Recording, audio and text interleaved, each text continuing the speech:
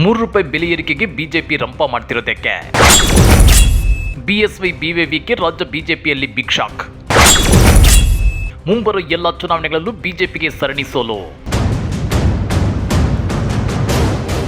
₹3 ಕೇವಲ ₹3 ಪೆಟ್ರೋಲ್ ಬೆಲೆ ಏರಿಸಿದ್ದಕ್ಕೆ ರಾಜ್ಯ ಬಿಜೆಪಿ ನಾಯಕರು ಬೀದಿಗಿಳಿದು ಪ್ರತಿಭಟನೆ ನಡೆಸುತ್ತಿರೋದಕ್ಕೆ ಆ ಒಂದು ಆತಂಕ, ಆ ಒಂದು ಭಯ, ಆ ಒಂದು ಕಳವಳ ರಾಜ್ಯ ಬಿಜೆಪಿ ನಾಯಕರನ್ನ ಇನ್ನಿಲ್ಲದಂತೆ ಕಾಡ್ತಿದ್ಯಾ.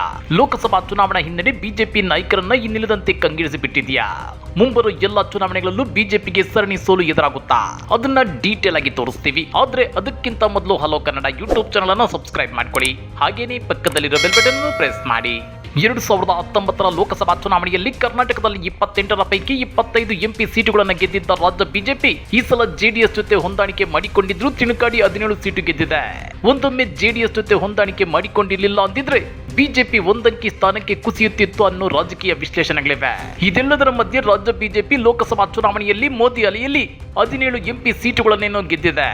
ಆದ್ರೆ ಕಳೆದ ವಿಧಾನಸಭಾ ಚುನಾವಣೆಯಲ್ಲಿ ಹೀನಾಯವಾಗಿ ಸೋತಿರೋದನ್ನ ಮರೆಯೋಕೆ ಸಾಧ್ಯವೇ ಆಗಲ್ಲ. ಸದ್ಯದಲ್ಲೇ ಸ್ಥಳೀಯ ಸಂಸ್ಥೆಗಳ ಚುನಾವಣೆ ಎದುರಾಗಲಿದೆ. ಆ ಚುನಾವಣೆಯಲ್ಲೂ ಬಿಜೆಪಿಗೆ ಸೋಲಿನ ಭೀತಿ ಶುರುವಾಗಿದೆ. ಆ ಚುನಾವಣೆಯಲ್ಲಿ ಬಿಜೆಪಿಗೆ ಹಿನ್ನಡೆಯಾಗುವುದು ಪಕ್ಕಾ ಅನ್ನೋ ಮಾತುಗಳು ಬಿಜೆಪಿ ಪಾಳೆಯದಲ್ಲೇ ಕೇಳಿ ಬರ್ತಿವೆ. ಸದ್ಯ ಲೋಕಸಭಾ ಚುನಾವಣೆಯಲ್ಲಿ ಬಿಜೆಪಿಗೆ ಕರ್ನಾಟಕದಲ್ಲಿ ಸ್ವಲ್ಪ ಹಿನ್ನಡೆಯಾಗಿದ್ರು ಸಮಾಧಾನವಂತೂ ಇದ್ದೇ ಇದೆ.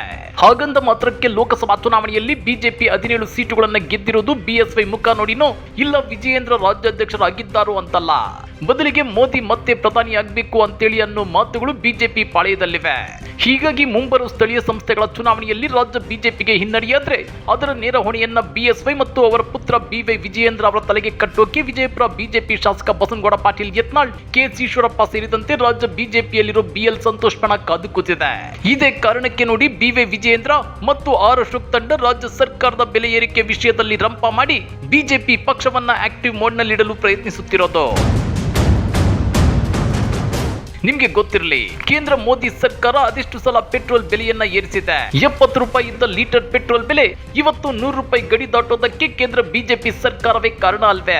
ಅದೇ ರೀತಿ ₹450 ಇದ್ದ LPG ಸಿಲಿಂಡರ್ ಬೆಲೆಯನ್ನ ಇವತ್ತು ₹1000 ಗಡಿ ದಾಟಿಸಿದ ಕಳಂಕ ಕೇಂದ್ರ ಬಿಜೆಪಿಗೆ ಇದೆಯಲ್ವಾ? ಅಂದ್ರೆ ಪ್ರತಿ LPG ಸಿಲಿಂಡರ್ ಮೇಲೆ ಮೋದಿ ಸರ್ಕಾರ ಬರೋಬ್ಬರಿ ₹650 ಏರಿಸಿದೆ. ಇದು ಬೆಲೆ ಏರಿಕೆ ಅಂತೇಳಿ ರಾಜ್ಯ ಬಿಜೆಪಿ ನಾಯಕರಿಗೆ ಅನ್ನಿಸುತ್ತಿಲ್ವಾ? ಇವರ ಡೋಂಗಿ ಆಟಕ್ಕೆ ನಾಚಿಕೆ ಆಗೋದಿಲ್ವಾ ಅಂತೇಳಿ ರಾಜ್ಯದ ಶ್ರೀಸಾಮಾನ್ಯರು ಪ್ರಶ್ನೆ ಮಾಡ್ತಿದ್ದಾರೆ.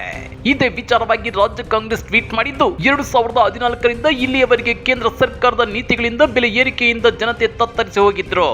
ಆಗ ಬೆಲೆ ಏರಿಕೆಯ ಬಗ್ಗೆ ಬಿಜೆಪಿ ಕರ್ನಾಟಕ ತುಟಿ ಬಿಚ್ಚದೆ ಮೌನವಾಗಿತ್ತು. ಟೋಲ್ ದರ ಏರಿಕೆಗೆ ಮೌನ, ವಿವಿಧ ವಸ್ತುಗಳ ಮೇಲಿನ ತೆರಿಗೆ ಏರಿದಾಗ ಮೌನ, ರೈಲ್ವೆ ಟಿಕೆಟ್ ದರ ಏರಿಕೆಗೆ ಮೌನ, ಅಗತ್ಯ ವಸ್ತುಗಳ ಬೆಲೆ ಏರಿಕೆಗೆ ಮೌನವಾಗಿತ್ತು. ಆದ್ರೀಗ ಬಿಜೆಪಿ ಬೆಲೆ ಏರಿಕೆಯ ಬಗ್ಗೆ ಕೂಗೆಬ್ಬಿಸುವುದು ಜನರ ಮೇಲಿನ ಕಾಳಜಿಯಿಂದಲ್ಲ, ಬದಲಿಗೆ ರಾಜಕೀಯ ದುರುದ್ದೇಶದಿಂದ ಮಾತ್ರ ಅಂತೇಳಿ ರಾಜ್ಯ ಕಾಂಗ್ರೆಸ್ ಕಿಡಿಕಾರಿದೆ.